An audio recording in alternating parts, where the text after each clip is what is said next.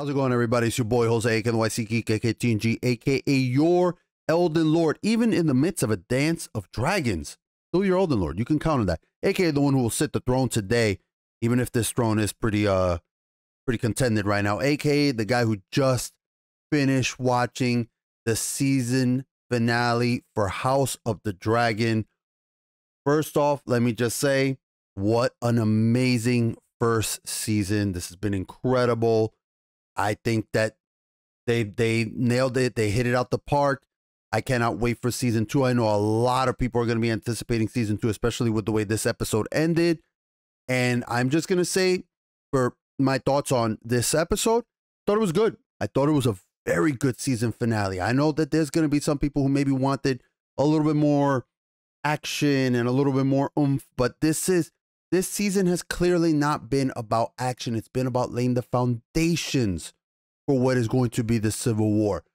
I am sure that we are going to get action galore coming next season, but this is not the season for it, and I'm glad for it. I'm happy about that. I don't need spectacle to drive my interest, and there's plenty still here to just pull you in, all the intrigue and all that. But this is, again, we saw Alicent's side, we saw Team Green's side in terms of the preparations for Aegon's succession and so now we're seeing the response. This is a primarily Team Black episode. This is primarily Rhaenyra and Daemon and their response to it. So we're gonna break it down, but I just want to let you all know I enjoyed the season finale. If you give me my thoughts overall of the season, I thought it was phenomenal. I thought this season was phenomenal. Yeah, it was like a hiccup here or two, but it was not that dire. No, there's small little stuff here and there. Like the only thing that maybe kind of jarred me a little bit was maybe last episode, and that was, you know, it coming off at the heels of what was episode 8, which was so emotional and so, probably to many, including myself, my favorite episode of the entire season with King Viserys. So it was going to be hard for them to come off of that, you know, following that. But I thought that this was a good season finale. Now we're going to break it down. I don't have any notes. I didn't write anything because I was like, yo, I watched it. It's fresh in my mind. We're going to rewatch it again. And just what a, oh, hold on. I forgot to set it up over here. But I just got to say that, God, what a triumphant, while I'm loading, what a triumphant return to Westeros, right? Because like so many of you, so many people out there, I was so tired and burnt out from season 8 of Game of Thrones. And again, I always say, I'm like, I was checked out of season 5. Season 5 butchered Stannis and many other storylines. I was on with 5, 6, 7, and 8. I thought those were terrible. So, but to go from the biggest ball drop in history with the way that they fucking ruined season 8 of Game of Thrones to coming back to this with people just watching it, just and we saw I didn't remark on any of the articles that are leaking out now of how Amazon was playing with the numbers and how this show was nothing, like Rings of Power wasn't even fucking close to House of the Dragons. But what a great showing. So anyway, let's get to the episode. Here's the episode. So we're starting off. I get mine for some reason doesn't update automatically. It just says it's episode 10, but whatever, that's fine. So we are in Dragonstone. Like I said, this is going to be Team Black focus. This is heavily focused on Rhaenyra's response. And I love this. They are showing the painted table. The table that is Westeros, and I'm not going to, show it all because the fucking woo, they'll jump on my ass. But they're showing the painted table, and this is going to be Dragonstone's kind of the way they prepare for war. This is their map. This is where they put their markers, who's loyal to who's on what side. And we saw some of this table. We did get to see some of this table in starting season 2 back in Game of Thrones because Stannis was situated in Dragonstone. I got to go back and see how, because I really didn't go back to Game of Thrones at all during this, but I'd like to see if they kept it close to that. If they didn't, I'm fine with them having honestly changed it to make it more more accurate and more book accurate. So I'm fine with that if they didn't keep it the way that it did in the book, that it appeared in season 2 of Game of Thrones. So we got Lucerys, and he's kind of looking at the pieces, and camera goes right to here, the Driftmark, and he's touching, and he's like, look, he's like, you know, I don't really want to, like, he still has that reluctance of that he had as a child, where he was like, you know, I just don't think I'm ready. I don't want to really do this. And he talks about, he talks like how his grandfather was, you know, well, his grandfather, listen, they know the truth, but whatever. They grown up. Sometimes you grow up with people and they may not be your blood, but you know, you associate with them. You still associate them as your father, or your mother, or your grandfather, your grandmother, your aunt, whatever, your brother, your cousin. You know, blood doesn't really, I've always said that in life, blood doesn't dictate, you know, who your family is. Now, in this setting, it's blood is far more important, but it goes to show that, you know, Lucerys he might have been a little bit of a dick to Aemon, but he is still that kid that when he was young, he didn't want Driftmark. They're showing that child is still there. Even though years have passed, he's still that kid. He's like, I don't want Driftmark. And he's worried about what's going to happen if he becomes the Lord of the Driftmark. If he becomes Lord of the Driftmark. And you know, Rhaenyra is kind of talking to him, and I like this. There's going to be a lot of scenes in this room. I really like this room.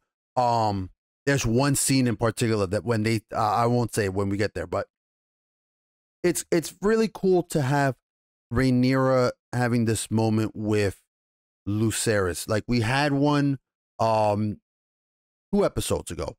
2 episodes ago with Rhaenyra talking to Jacaerys when she's kind of trying to, you know, he wants to learn High Valyrian, and she's having a little moment with him. It's nice to see her having a moment with Lucerys, and she loves her children. She loves it, and she tells him, you know, that, like, you know, she wasn't ready to be the queen, and she kind of grew up into this role, and that it's going to be similar for him. Like, she's like, you're not only going to learn, you know, you weren't born knowing this stuff. You're going to learn it. You're going to learn it. You're going to pick it up just the way I have matured as like how she has matured, how she's taken her duty far more seriously. And we're going to see that more in this episode, that Rhaenyra is a changed woman from the child that she was, from the teenager that she was. And he tells her, he's like, I wish, you know, I was a little bit more like you, that I wish I was perfect. And she's like, you are so sweet. I am, yeah, this is it's a nice mother-son moment. She's like, dude, I'm anything but perfect. And we know that. Gamora, and they're just kind of talking. And here comes Princess Rhaenys. Okay. You know, this is going to be bad news. I mean, we know what Rhaenys has come here to say. And I want to show this episode. I want to show this part, because there is something that I really love that they did here with Daemon in particular. Okay. She is there to deliver the news about She goes, my cousin, your father, he's dead. She tells him Viserys is dead. Viserys is gone. And wait, so hold up. Because I can't show you. God, I wish I could show you guys all of it. But she, you know, Rhaenyra is pregnant, and the stress of this starts to tear. I mean, it's not. You guys got to understand what this is. It's not just her finding out that her dad is dead. It's not just her finding out that her dad is dead. The entire weight of everything is hitting her like a hammer. She is not only is her father dead, she left King's Landing under the thought that maybe her and Alicent were burying the hatchet and that they were going to mend everything together, right? She finds out now that that's not true. Not only that her half-brother has taken the throne that was rightfully hers. He's taken her birthright.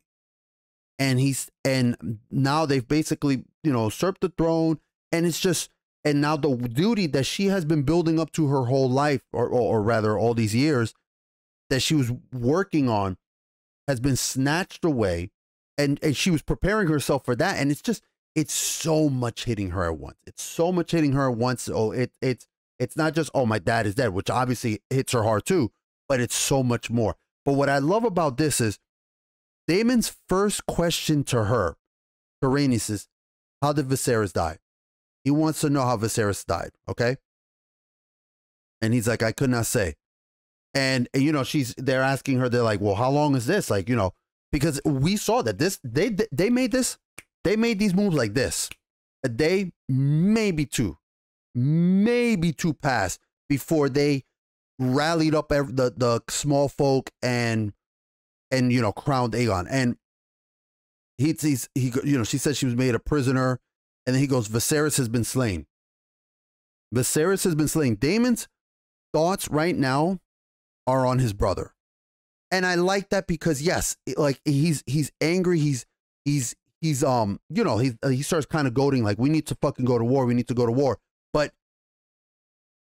in the heat of everything, his first reaction is, these motherfuckers, these sons of bitches killed my brother. That's his fucking thought. That's where his mind goes to.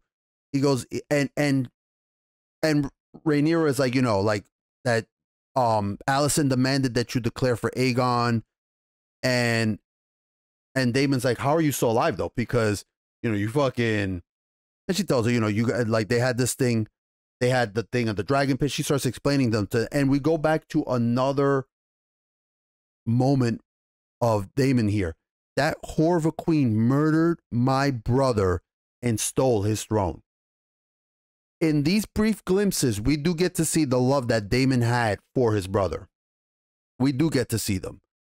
He loved his brother, and right now he is the dragon in his mind, like the fucking fury of it, because he's thinking these scumbags killed my weak brother. Yeah, he thought his brother weak, but he loved him, and that was his blood. And for them to, and we know they didn't kill him, but you know, he's hell bent on vengeance. And he asked them, he tells her, you could have burned them all for it. You could have burned them all for it. The question that many people are asking is, why didn't she do it? And I said this last week. She said a war is likely to be fought over this treachery, to be sure. I said it last week. And she says it right here, but I am not going to be the one. But the war is not mine to begin. It's true. It's true. Yes. Was she a dope for killing all these fucking innocent small folk? Absolutely.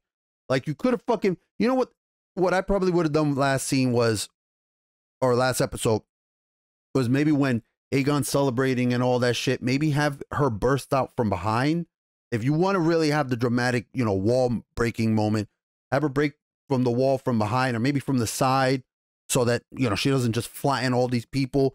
But, you know, dude, she just fucking massacred all those people. And Daemon's like, what the fuck, man? You could have ended this for us. But she says, it's like I said last week. He's like, dude, that war is not mine to begin. That for her was more of a declaration to Alicent and the Hightowers, in my opinion, of, you little fuckers, you imprisoned me. You tried to keep me prisoner. Let me make it clear. You messing with the wrong person. That's what to me it was. It was just like a, hey, don't you ever think you can put me in prison. Like, don't you ever think that. Like, who the fuck do you think you're? You're not going to force my hand. You're not going to force it. That's what I think last week was more all about. And she says, this war is not mine to begin. And Rhaenyra is starting to go into childbirth. She's starting to go into childbirth, and it's her term, the Maester says her term is far from complete. You know, like this is, and she's screaming. She's like, get out. She's like, get out. And we're not going to go through this. We're not going to show this. But as Rhaenyra is fighting in childbirth, and this is they have done so well to depict the difficulties and the rigors of childbirth, especially in these times, right? And I love that they've done this juxtaposition. It harkens back to the first episode to me of where, you know, Queen Aemma was she was giving birth to Aegon, and at the same time they were having the tourney for him, right? And it just, this kind of gives me that same vibe of Rhaenyra is having her child, but at the same time Daemon is planning for war. Like, he summoned his lords, his advisors, everything they can, and he's talking. He's like, the Greens attack by now, it'll be by stealth. He's like, you know, don't waste any time. And as they're doing this, you know, Lucerys and Jacaerys are battling. Well, they're not battling, they're sparring. But, you know, Jacaerys is telling it, like, Jacaerys is like whipping Lucerys's ass. Jason Luke, I should say. Jace being the older child, he's whipping Luke's ass because Luke's not much of a fighter. And the Kingsguard's like, dude, calm the fuck down, bro, because, like, how the fuck is he gonna learn if you keep if you're just beating on him? And in the same, you know, as they're doing that, Rhaenyra calls them, and I said, fuck. Rhaenyra calls him, and she's like, you know, like, listen, get your asses over here. You know, come here. I need you to control your stepdad slash, fuck is he? Uncle? Dude, I'm not even gonna I'm not gonna try. I'm not gonna try to untangle the Targaryen family tree. He is her uncle. So like, he's their great uncle, and at the same time he's their stepdad. Okay? And she's like, dude, you gotta get your stepdad under control. You gotta get them under control. And she says, gone to madness, because he right now, dude, Daemon doesn't want to hear anything other than, we are gonna fucking, let's go. Let's duke it out. I want to kill everybody there. I want to burn everything down. And she's just gone to plot his war. And you see what she says, his war. His war. Because again, Rhaenyra, she says, naught is to be done but by my command. Rhaenyra is still of the mindset of what her dad wanted, which was to keep the realm at peace. And again, I love seeing that this transformation that we've seen from Rhaenyra from episode 1 to what she is now. You know, from episode 1 to now, where she has matured and she has almost inherited some of her father's, not you know, her, because some people shit on Viserys and they're like, oh, he was weak because he wanted to keep peace. And I'm like, dude, this it's not weak to want peace. Okay, should he have at times been firmer with the dissenting voices? Absolutely. But he was not a weak king.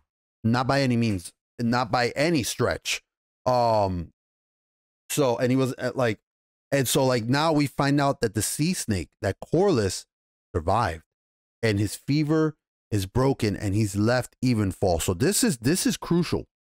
This is crucial because Daemon has ties to the Velaryon house, in the sense that he married their eldest daughter.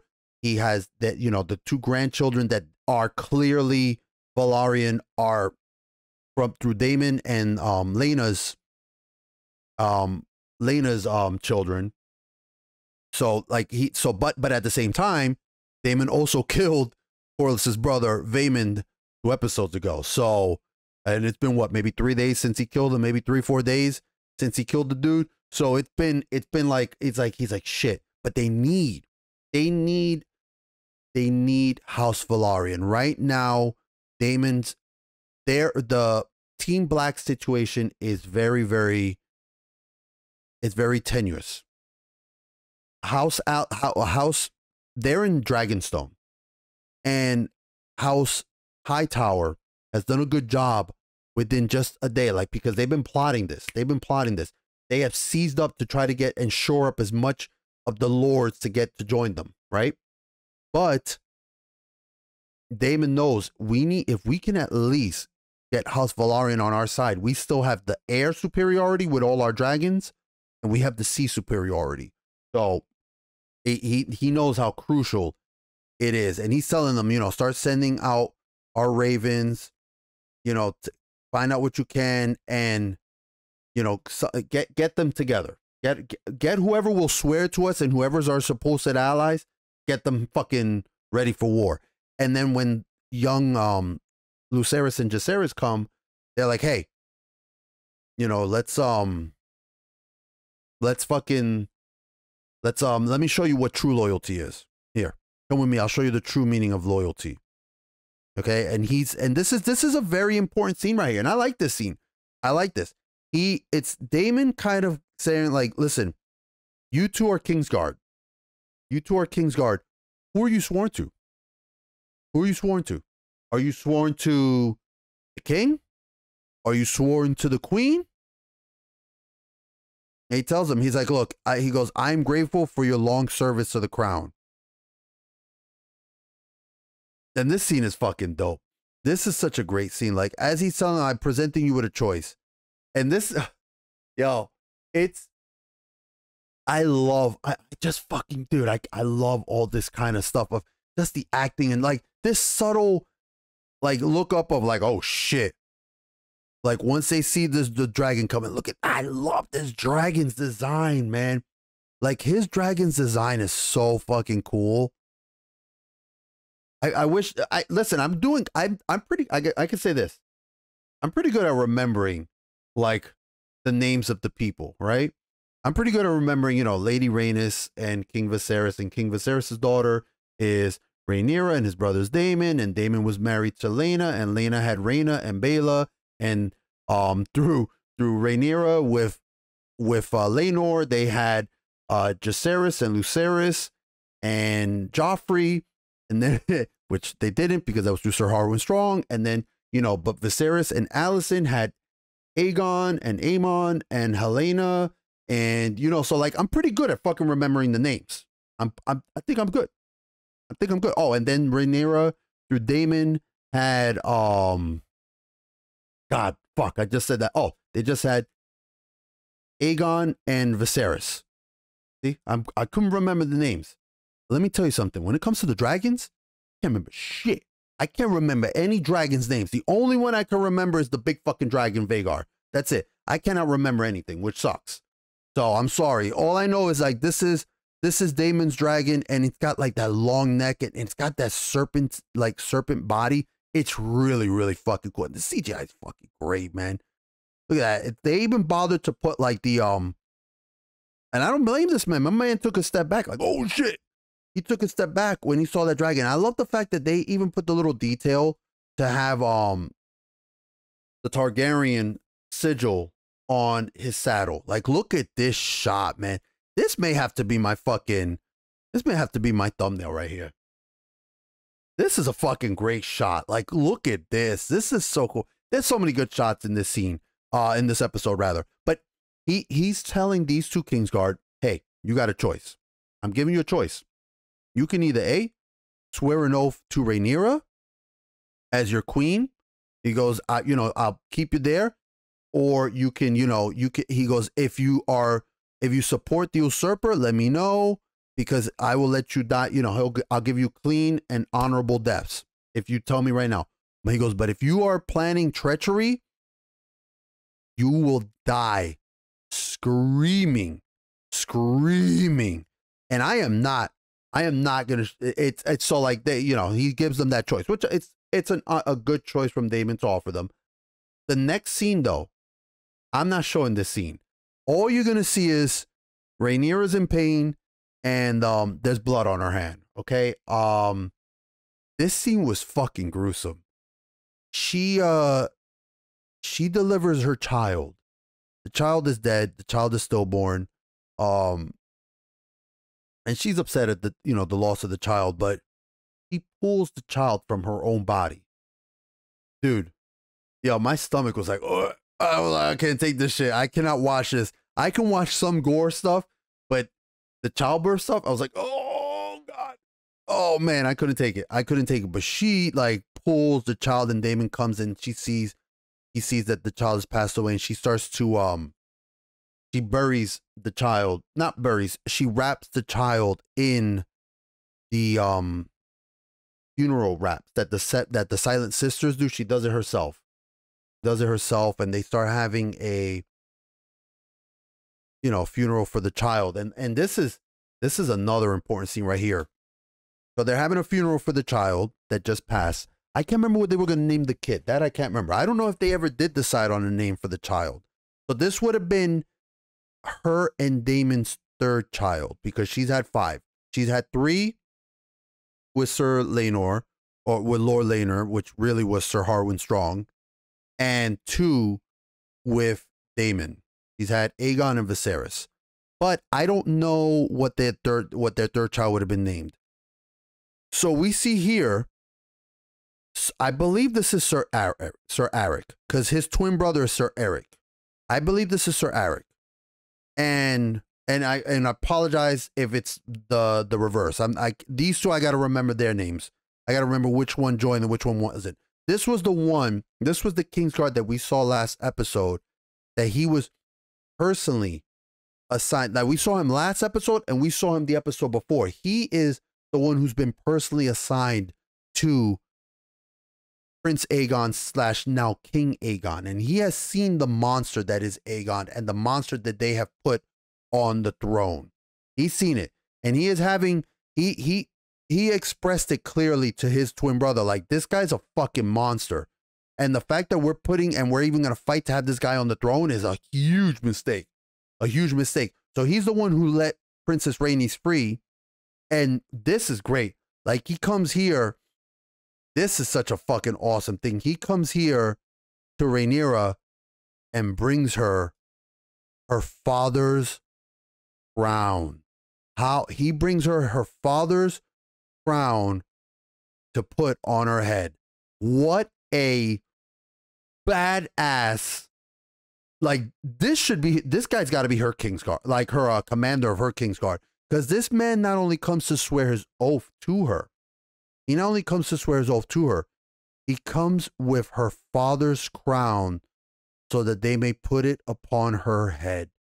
That is just such a badass scene. And then here comes Daemon putting the crown that sat on her father's head upon her. God damn, man. I want this to be another fucking, I need another fucking thumbnail. This should be another thumbnail.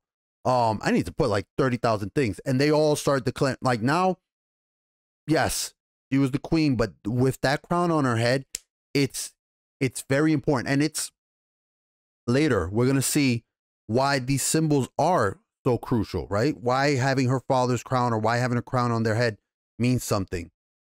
Like this shot right here. Oh man, this is a dope ass shot. If I could just cut out, maybe I'll cut it like this and just cut poor Daemon's head out of the way. Daemon will have a sweet ass shot later, but I need this one just to have Rhaenyra, right? And you know, this is the scene. Okay.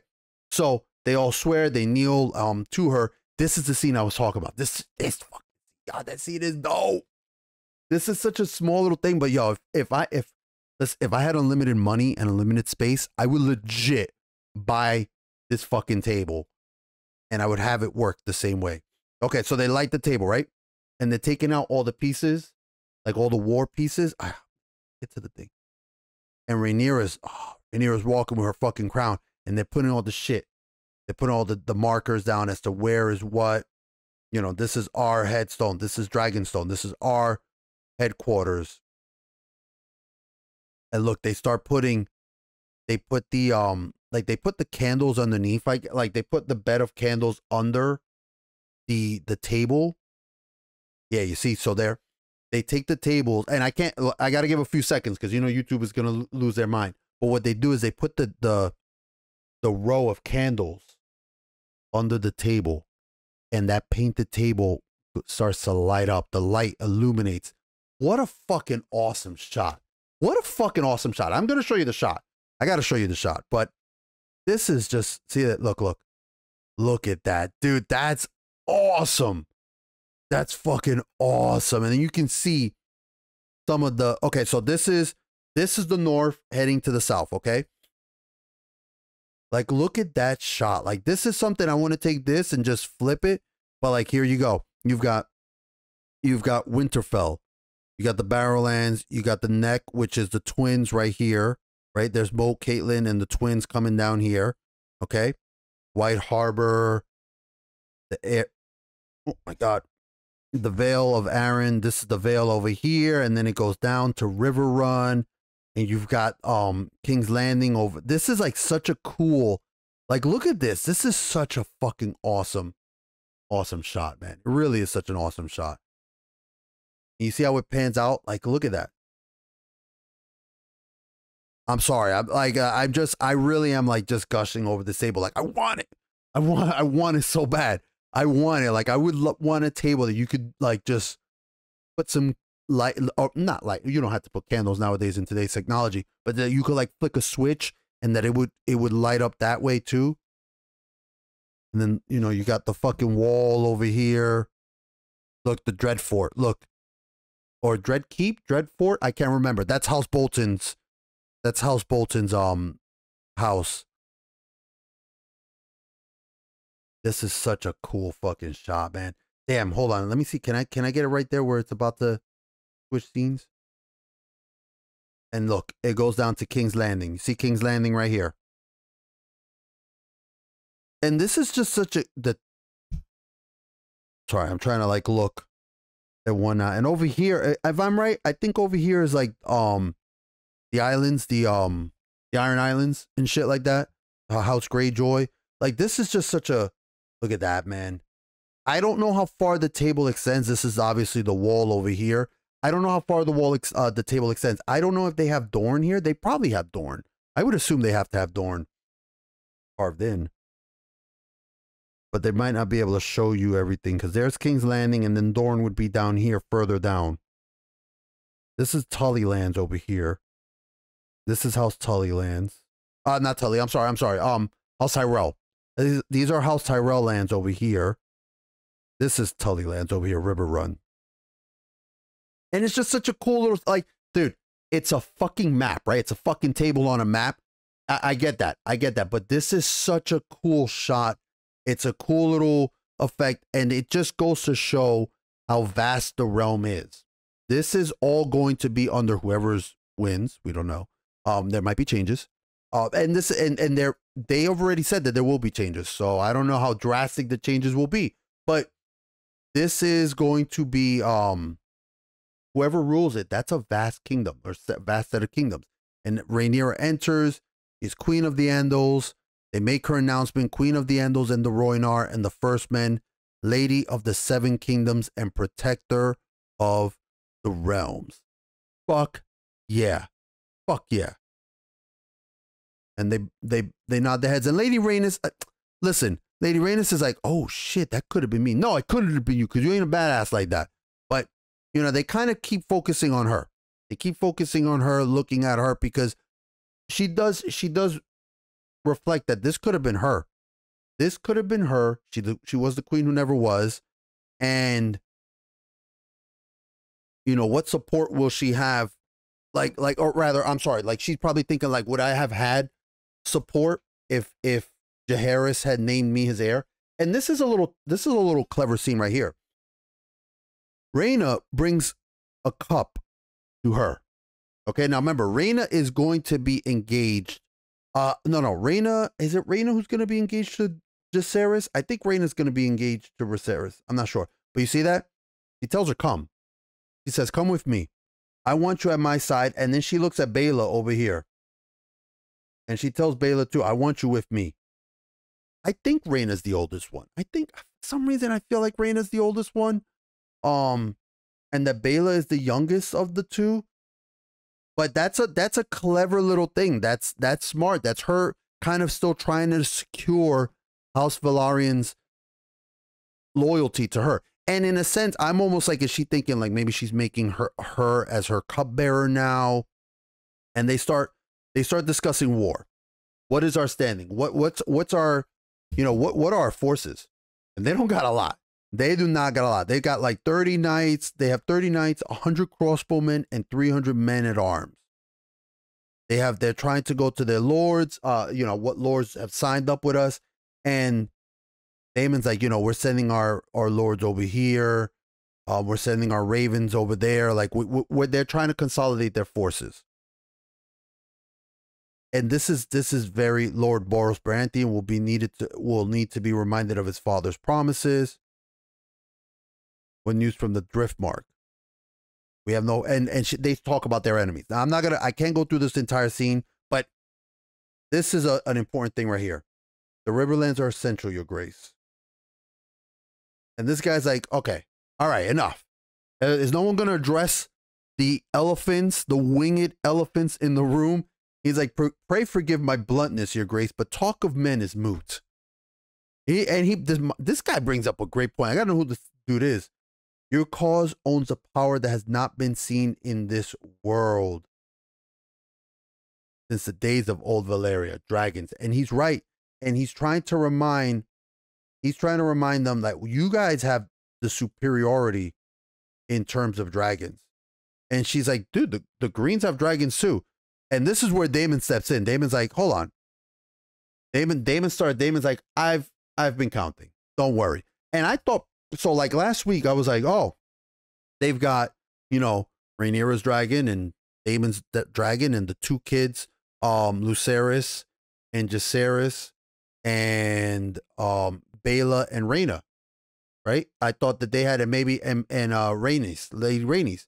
I thought, I was like, they got like 7 dragons. And, you know, the Greens have maybe 3 because they have Aegon, Aemond's, and I don't know if Helena has a dragon. I'm not exactly sure if she has a dragon, but even if she does, I don't think she's much of a dragon rider. She is more of a dreamer. So, but they have 3 adults. And then he starts listing. He's like, yo, we've got Syrax, Caraxes, Meleys. I think Syrax is his? Is Caraxes Rhaenyra's? And Meleys is Lady Rhaenys's. And she's like, dude, I didn't say I'm yours yet, but whatever. She's like, your sons have Vermix, Arrax, and Taraxis. Too many fucking X's, guys. She's like, Baela has Moondancer. Daemon, none of our dragons have been to war. It's like, dude, it doesn't fucking matter. Not, you know, like, it's okay. It's okay. We've got, he's like, yo, we also have unclaimed dragons. Because remember, Laenor has, her former husband had Seasmoke. Seasmoke still resides on Driftmark. And he's just listing the amount, Vermithor and Silverwing. Now, I don't know who these dragons are. Like I said, I'm good with knowing the names of the people. I don't know who these dragons belong to. Vermithor and Silverwing dwell under Dragonmont. And that is one advantage that Dragonstone has, is that this is where they hatch the dragons at. Still riderless. So he's like, dude, we've got like 14. Then there are 3 dragons, all of whom nest here. So he goes, we have 2 riderless dragons that are unclaimed. We have 2 riderless dragons that have been unclaimed. And then there's 3 wild dragons. 3 fucking wild dragons we haven't even seen yet, who nest here. He's like, we got motherfucking dragons galore. He goes, we have 13 to their 4. Dude, I was way off. I thought they had maybe like 7. I didn't know. They had almost double that. And again, look, Vhagar is the largest dragon, right? He was small. She was smaller than Balerion, the Black Dread. That was, I believe, Vhagar was Visenya's dragon. But that still doesn't change the fact that, like, it's still one big dragon.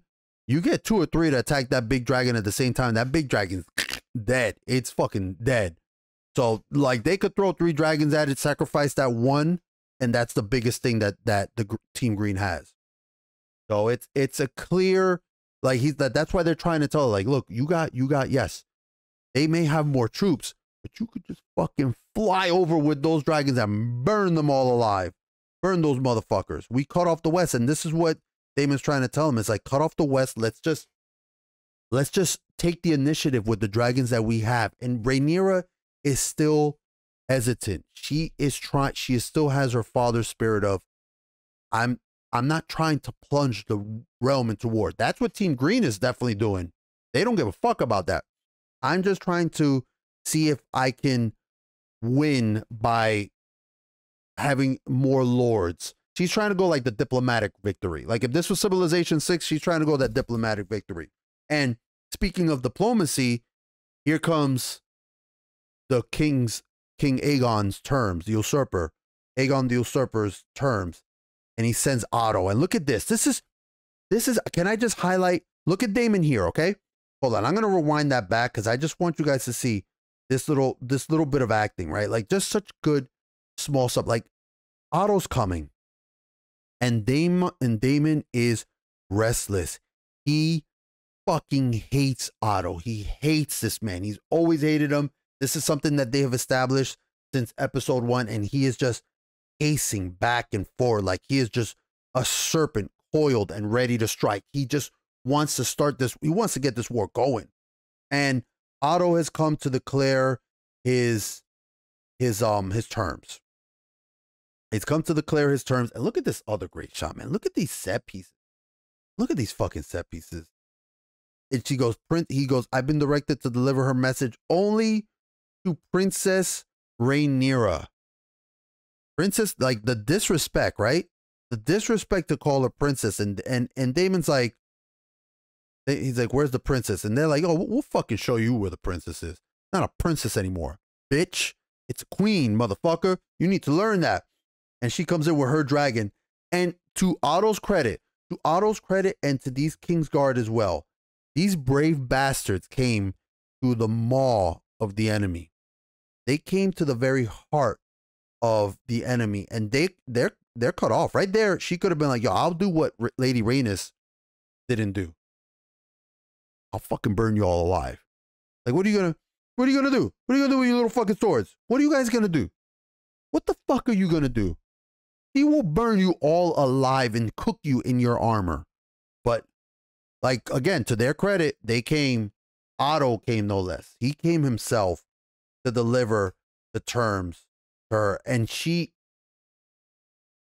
like, and you're all traitors to the realm. And he sees her with that crown and he's like, God damn it. He still calls her Princess Rhaenyra. Like, dude, the fucking gall of this man. The gall. I'm Queen Rhaenyra now. He lets them know you're traitors. And look at that shot. The dragon's just waiting. Like, just give me the word, mama. Give me the word. I'll burn them all. I'll burn them. And Otto offers the terms, and the terms are like, they're not bad terms, right? Because remember, Alicent last episode said, we're going to give her terms. We're going to give Princess Rhaenyra terms that will be sufficient and that will make her not, like, it's not going to be a slight and an insult. We're not going to insult her with these terms. The problem is that it doesn't matter how good the terms are. You've insulted her by usurping her throne. You've taken what is rightfully Rhaenyra. So it doesn't matter how good the terms are, but it at least lets Alicent's conscience rest in the fact that she's like, well, at least I tried. So like they start offering the terms, and the terms are like, you can obviously expect that the terms are going to be that Otto wants for Rhaenyra to accept the fact to, acknowledge that Aegon's the king, swear your obedience to him, and in exchange, they are going to let you keep Dragonstone. It will pass onto your trueborn son, Jacaerys, upon your death. Like they're offering a little bit, like you get to keep I guess it's like the ancestral seat of House Targaryen in terms of Westeros, right? Because it's not old Valyria anymore. But in Westeros, this is kind of like their ancestral seat. This is where they staged their conquest of the 7 kingdoms or the 6 kingdoms and then Dorne. Because like Dorne, it's hard to say that Dorne was ever truly conquered. It wasn't conquered in Aegon's conquest, that's for sure. And like he starts saying like, Lucerys is still gonna be heir to the Driftmark. They're gonna be they're like, they're gonna have your kids be like his squire, like they'll be his squire, he'll be his cupbearer. Like they're trying to give her children spots of authority or like honor, but it's also spots of, hey, we have your children as hostage. It's clear. It's also that, like, it's not just when you are offering Aegon and Joffrey and Aegon to them as like cupbearer and squire. It's really, you know, like, no, we're gonna use them as hostages. That's what it pretty much is. And I just want to confirm that.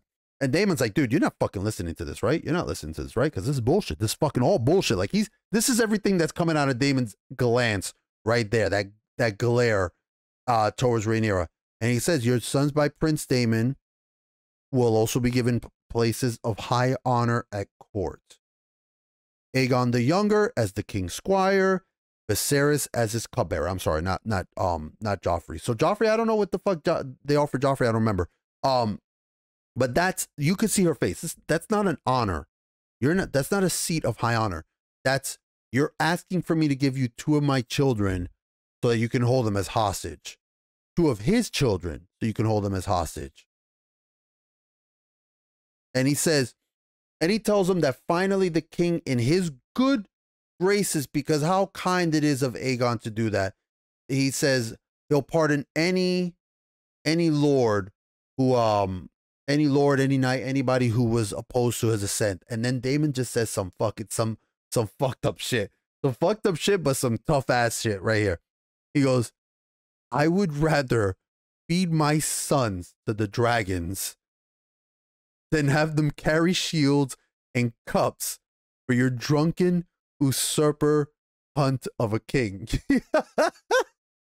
This motherfucker said, yo, I would rather feed my kids to the fucking dragons than fucking let them carry your shitty sons, your shitty grandchild's fucking cups in his shield. And this is where I was talking about how important it was for Rhaenyra to have a crown, right? Because Otto brings up a thing here where he says Aegon sits the Iron Throne, right? Aegon sits the Iron Throne. He wears the Conqueror's crown. So he's not wearing Viserys because she has Viserys' crown. He's wearing Aegon the Conqueror's crown. He's wielding the Conqueror's sword. He has the Conqueror's name. He was anointed by a septon of the faith in front of thousands. It's all about and he says every symbol of legitimacy belongs to him. It's about perception, right?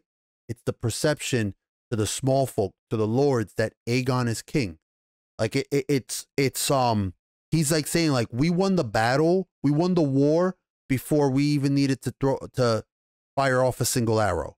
And that's what's so dangerous about Otto, and why he's so clever, and why he was so, we got to do this now, because it's all about the perception of power and who the perception of the king is, and who rightfully sits on the Iron Throne. And that's why he's like, we gave him Aegon. I mean, he was named Aegon, but we gave him his Aegon the Conqueror's crown, his sword. He's already sitting on the Iron Throne. He was sworn in by the Septons. He was sworn in before thousands. Like, it's so clever.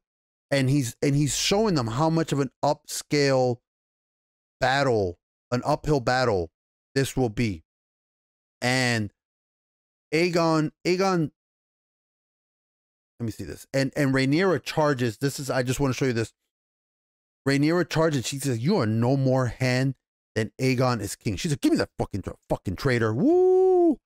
Woo! And, he gives her a page from Alicent so that she can kind of understand. This was a page, and this goes all the way back to episodes like 1 and 2, when Rhaenyra and Alicent would read, like, she would try to read from the book, and just to make sure, they were children together. They were best of friends. And he's trying to play at the heartstrings now, right? He's trying to play at the heartstrings with Alicent, because he knows that those two are the ones who are trying for peace.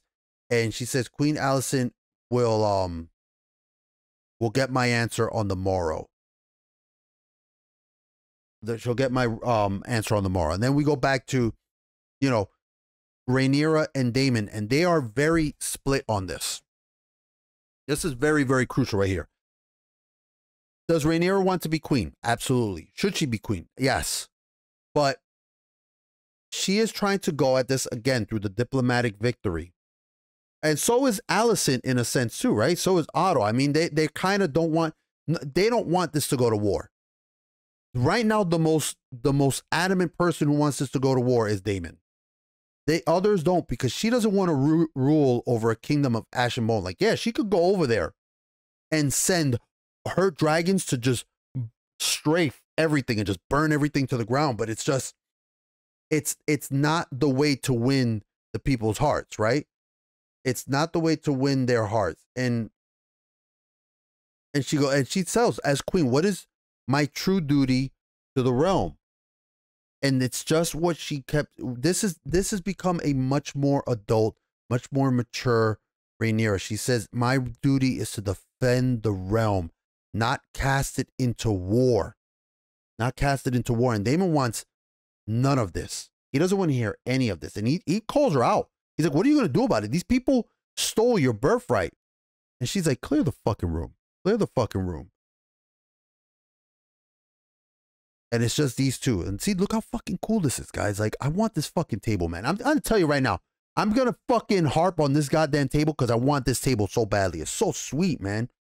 It's so sweet. But, you know, Daemon's like, there's no peace. It's your duty as queen to crush rebellion. And he tells, and he tells him, we have a different duty. The Song of Ice and Fire, the thing. And... all right, look. I get that they're trying to tie this whole Song of Ice and Fire thing, right? I've said it before.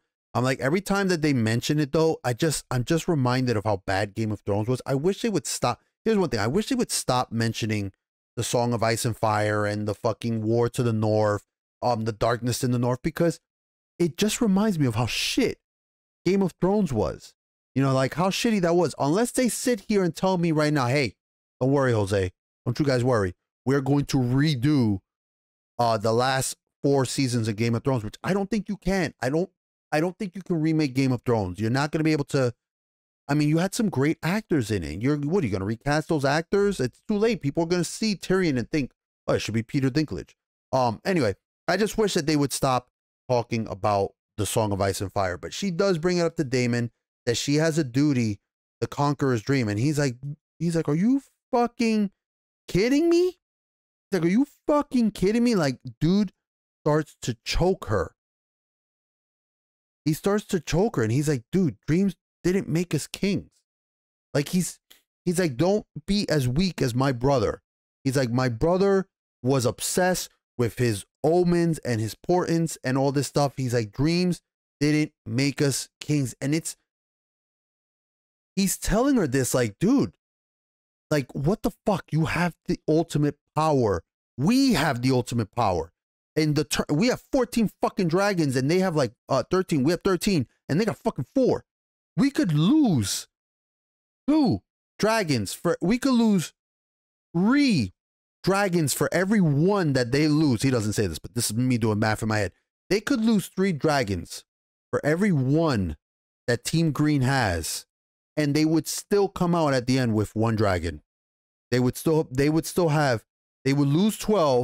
would lose 4, and they would still come out with 1 dragon on top. That's, you know, like, that's what he's basically telling her, like, yo, we got dragons to spare. Like, let's do this. And she's kind of like, oh shit. But she's not upset at his choking her. It's almost like she tells him he never told you. Because that just goes to show, like, he didn't hold Daemon in that confidence in terms of the you know, the Song of Ice and Fire. And Daemon's like, who the fuck cares, man? Like, I don't give a shit about that. So we go now to Lord Corlys and him and, yeah, I gotta find out, is Baelor the oldest or Rhaena? I gotta look that up later. But he talks to her, and Rhaenys is right. She's like, dude, where the fuck have you been? He goes, you have abandoned me left and right. Like, you have abandoned me left and right. I needed you when they were fucking, when we lost our son. I needed you when we lost the possible heir to Driftmark. Like, where the fuck have you been, bro? You've been off having adventures. And he's like, I lost everything. She's like, no, dude, we lost it. We lost it. But I stayed here. My ass was here while your bitch ass was over there doing stupid shit. And you know, she tells him about her brother, about his brother passing, and he's not heartbroken. He's not heartbroken. He's like, heedless ambition has always been a Velaryon weakness. Like, it's clear that his brush with mortality has kind of tempered the constant ambition that he had. It's very clear. His touch with his near-death experience has made Lord Corlys a little bit more pensive and a little bit more thoughtful, as opposed to just being like, fuck it, we need, you know, names are what matter. It's not blood, all that stuff like he was before. And he realizes that that's something that his brother never had. He goes, I've reached too far and for nothing. We shall declare for no one. But she goes, the boys will not be safe so long as Aegon is king. Like, she tells him, like, those two kids, like, Rhaenyra's kids will never be safe. Ever. And she keeps saying this, Rhaenyra was complicit in our son's death. And I think it's a little, I think Rhaenyra and Daemon probably should have gone to them by now and told them, like, look, dude, your son's out there. He's just, like, he didn't want to be here anymore. I mean, will they believe him? I don't know. But they could probably go find them. They could go find them. But it's just, you know, like, and Corlys is trying to say to Lady Rhaenys that, you know, we should really, we shouldn't even side with Rhaenyra because she destroys everything she touches. Because again, he's still under the impression that she was complicit in killing their son. And Lady Rhaenys is like, dude, Rhaenyra is the only reason the realm hasn't fallen apart yet into war. He's like, Rhaenyra is the only reason, because Rhaenyra could right now go and say, let's fuck it, let's go attack. And she tells him, she's like, dude, this is not the Rhaenyra you think that she is. And this is, he comes over, and I'm going to just kind of speed this up. And he says, this high tower treason cannot stand. And she's like, oh shit, is this what I think it is? Is this what I think it is? And I like that. I like this little touch, right? Small touch. Remember, he suffered an injury to his neck. I like that they kept that there. Like, it's small little details like that that help make this show so good, in my opinion. Small little details like that. But he tells her what she wanted to hear. You have the full support of our fleet and house. And he tells her the consequence of my near demise in the Stepstones is that we now control them. And this is huge. This is huge. This is what I was talking about a few episodes ago.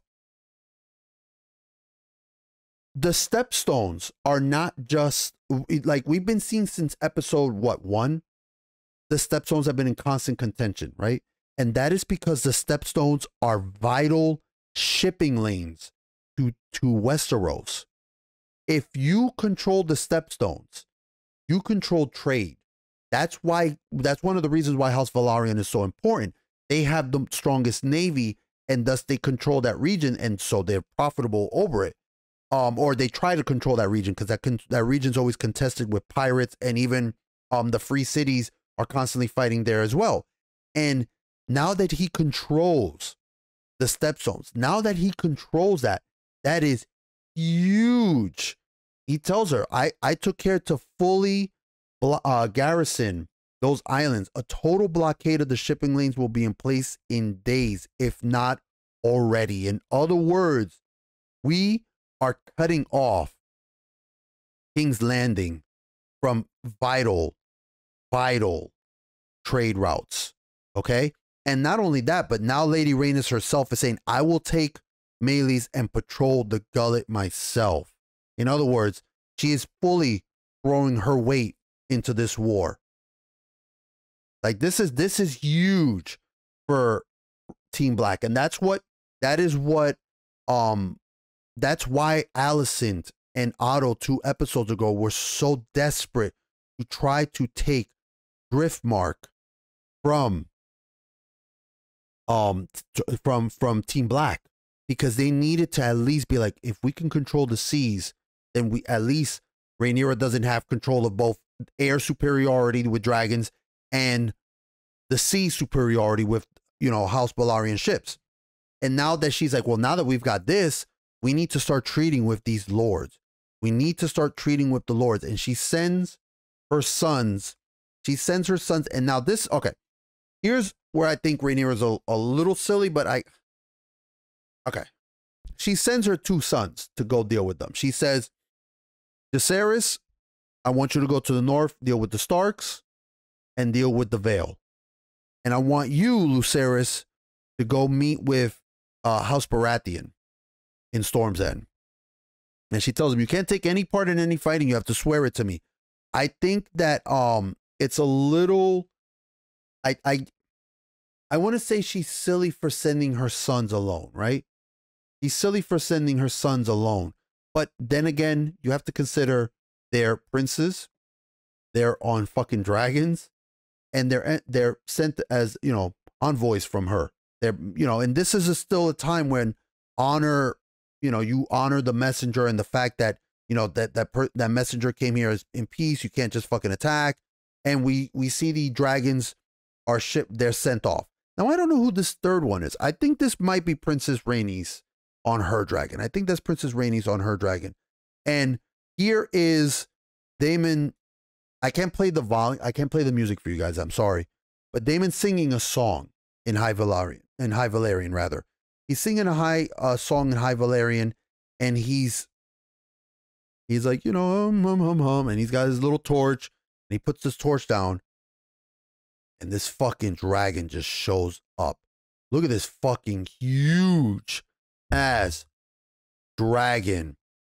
Like, this dragon is huge. And I think that what Daemon is doing is he is securing the wild dragons that he said. There's 3 wild dragons that are still here. 3 wild dragons. That dragon is big.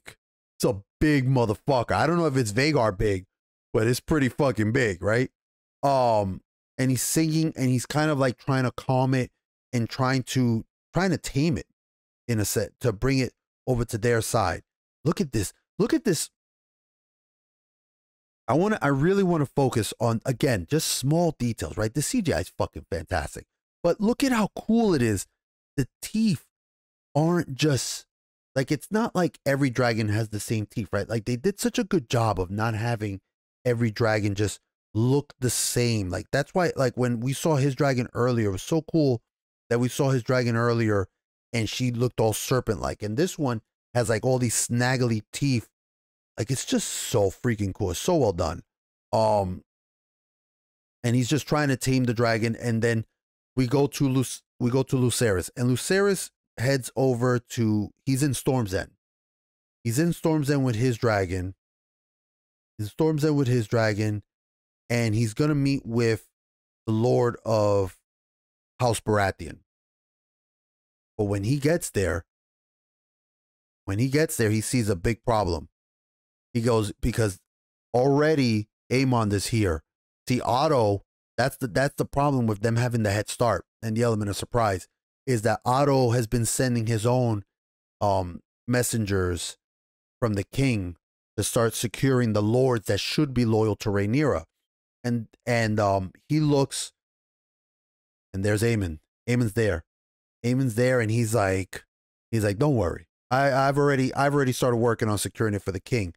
And he offers terms to this guy, to the Lord, I think his name is Lord Boros Baratheon.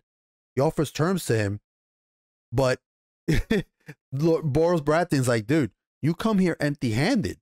He goes, at least fucking Aemon has come here with a wedding proposal. Like, he's gonna marry one of my daughters. He's gonna marry one of my daughters. You come here with empty hands, and you want me? And he's like, go home, man. Get the fuck out of my house. Tells him, go home, pup. Go home.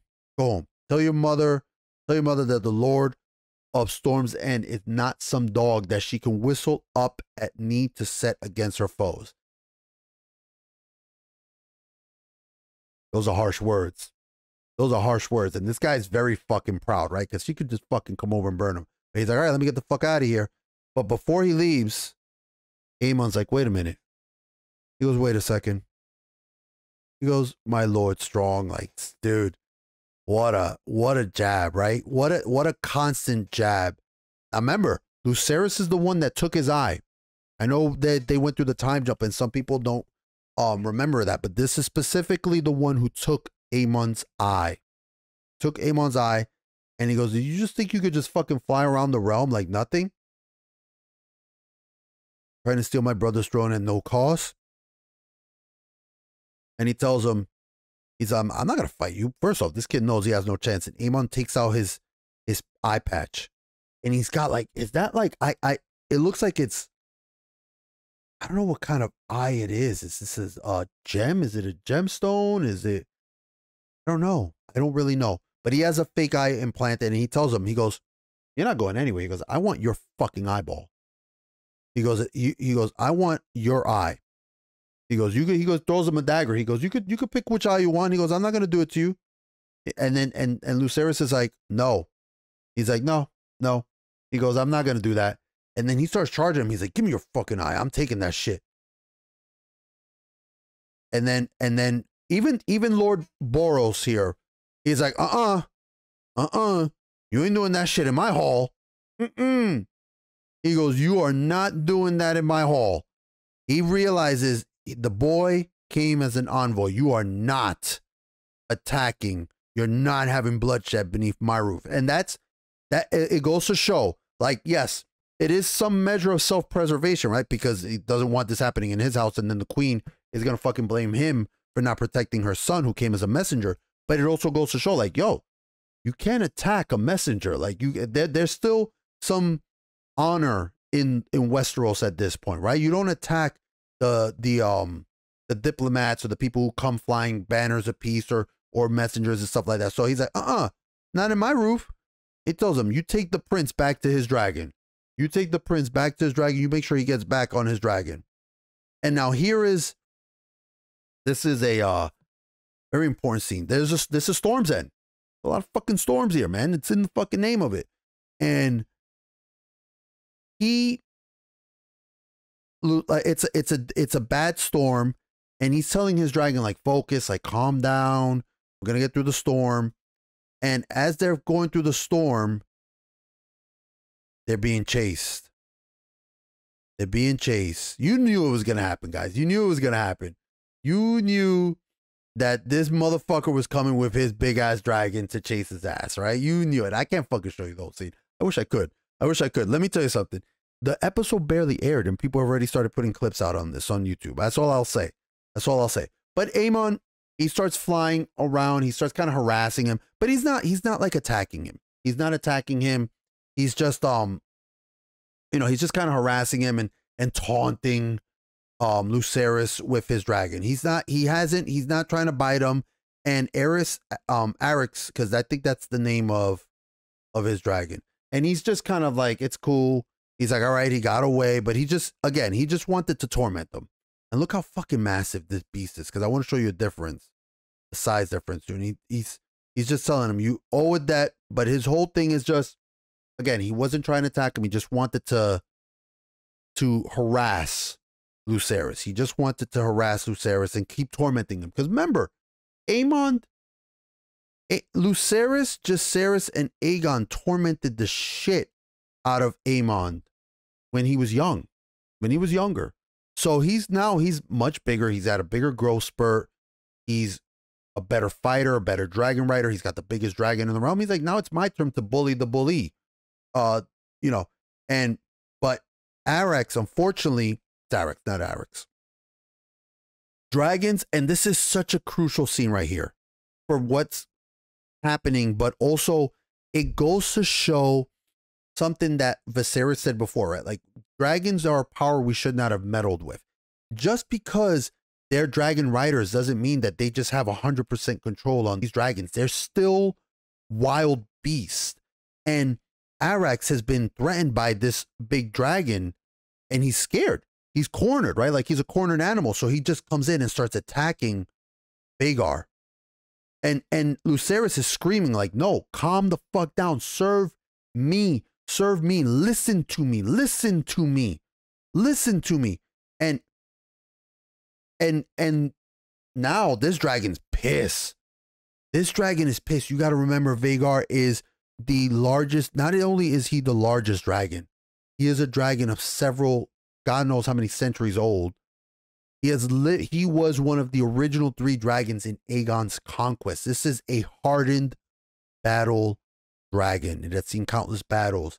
And Aemon's control on it is not as strong as he thinks. He's screaming for it. He's screaming, telling it, no, no, listen to me, serve me, no, no. Like he's telling it, like, calm the fuck down, because he knows this is bad. He knows this is bad. And Arrax takes Lucerys up into the sky over the storm. Finally, they finally break through the storm. And normally, Arrax, if this was not a stormy day, I'm pretty sure this dragon would have been able to outfly Vhagar in terms of just running away, right? But it's a storm, a massive storm. A smaller dragon is going to get buffeted around more easily than this bigger dragon will. And look at this. Oh man. Oh man.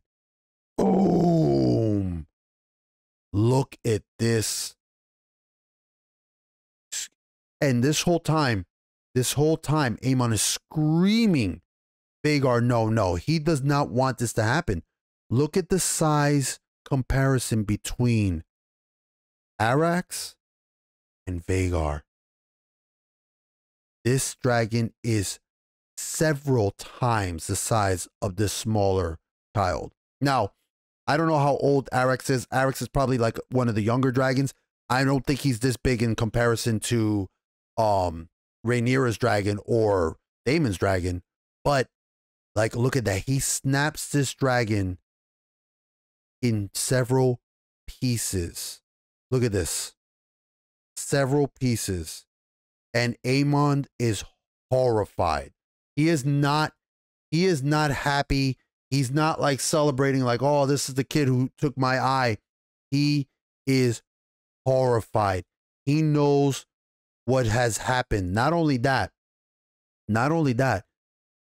he knows not only what has happened, what he has started now, what he has officially started, and also that he does not have control of this dragon the way he thought he did. He thought he had full control, and then he realizes, I don't control this beast the way that I thought I did. I thought I was the master. I thought it was and truly he's realized the power that if this dragon turns on him, it's over. It's over. And he's just horrified. He realizes he started this war. This war, he drew first blood. Because no matter what we did with Aegon and all that stuff, and Alicent, and still blood had not been drawn. Not yet. Not yet. And Aemon realizes, he's like, oh shit, I fucked up. I fucked up. And we end with, the scene ends with Daemon coming over to Rhaenyra to talk to her, and obviously to deliver the news.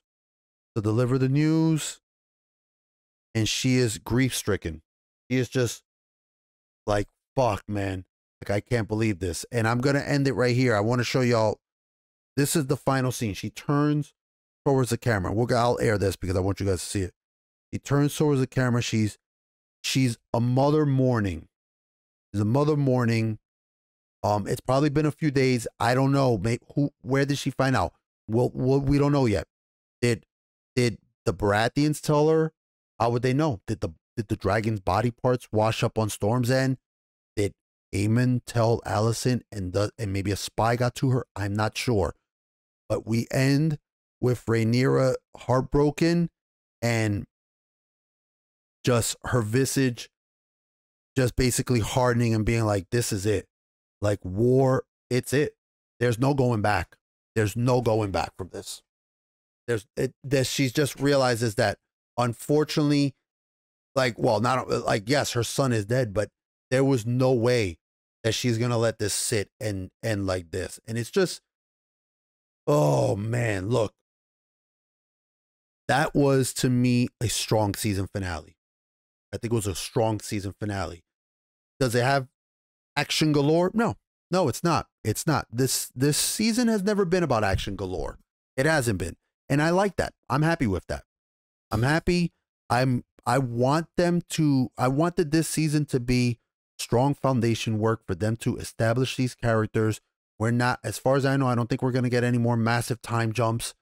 We know who the players in this war are going to be, and I think that this first season has helped establish that in Chef's Kiss. Like, perfect. It was perfection. I'm saying perfection. Really, it wasn't perfect, but it was fucking close to it. It was goddamn close to it. This was a super strong season. This was Game of Thrones season 1 caliber, and at times better. Because let me tell you something. I still stick to every episode 8. You know, King Viserys's that episode was stronger than anything in Game of Thrones. Anything, period, hands down for me. But I think that this season finale was exactly what it needed to be. I think that we're finally gonna get the action that everybody wants, but that's for next season.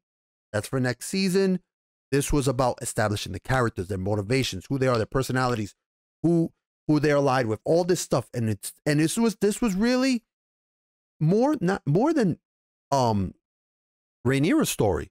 This season was more about King Viserys. This was his story. This was King Viserys' story, and I want to do a breakdown, not a breakdown of every episode later, but I want to do a season wrap up. I'm going to do another video where I do a season wrap up. This was more of just the season finale, and I think the season finale was great. I think it's incredible. I think where they're going, the direction, I'm so hyped for it. I don't know if we're going to get it immediately or if they're going into production and stuff for another year or two. I'm fine with whatever. I would love for them to wait a year or two and have this airing out when Rings of Power decides to make its comeback, just so that every time Rings of Power is out, House of Dragon's there just to slap it around. But I loved it. I love this episode. God, there's so much good stuff going on the horizon. And I love the fact that we're getting some changes from the book to keep book readers, you know, still on like, oh shit, they're changing that. Oh, they're changing this. So I like it. And especially because from the book readers, you know, that book was told through through different narrators, unreliable narrators. So we don't know what the full, real, true story was. So this is cool. This is a great touch. But as far as I will do another video discussing the entire season. I'm going to tell you right now my thoughts on the entire season. I already said Chef's Kiss. This episode, loved it. I think it was a good, strong season finale. I really do. I do. And I'm like, oh, it kills me to say that like we're going to have to wait another year for more of this. I never thought I would be hyped again for Games of Thrones. I never thought it. I never thought Game of Thrones would be, or rather the world of Westeros would be something that I would be tuning in every week for, you know, losing sleep for my commute. But this is just goes a testament to how great this season was, how great this was, and all the amazing actors, the costumes, the set pieces, just incredible. Anyway, this has been the NYC Geek. If you enjoyed this content, please make sure to hit that subscribe button, hit it right now, and also while you're at it, please consider hitting that like, that share button, hit that freaking bell so you can know when another video goes live. Leave a comment down below. You know I love to engage with all of you. I love chatting with you. Tell me what you thought the season finale of the breakdown. I hope you guys are enjoying these longer videos, these longer breakdowns. I know for the algorithm, like, oh, you do short videos, and maybe I'll do short videos for other stuff. But these episodes, I like to give you guys my raw thoughts, especially after I just watched them. I'm gonna give it to you. I'm gonna give you the meat, and I'm gonna give it to you raw, to quote that shitty show. But you know, I love to engage and chat with all of you. I do my absolute best to respond to every single comment. I really do. And if you haven't already, please make sure to follow me over on twitch.tv/NYC NYC Geek. Oh my God, it is late. Where I stream regularly. I don't do Sundays and Mondays anymore. Right now, I'm kind of just doing Tuesdays, maybe Thursdays. We're right now in this transitionary period where we are possibly moving, doing a big move, hopefully. getting out of New York. And so I'm kind of like having to dim down the streaming for a bit. But also follow me on that filthy cesspool that is Twitter. Remember, always, please, remember, your time is absolutely precious. I always tell you guys that. It's very precious. I thank you for sharing it with me. Please stay safe. Take care of each other. And I'll see you guys next time.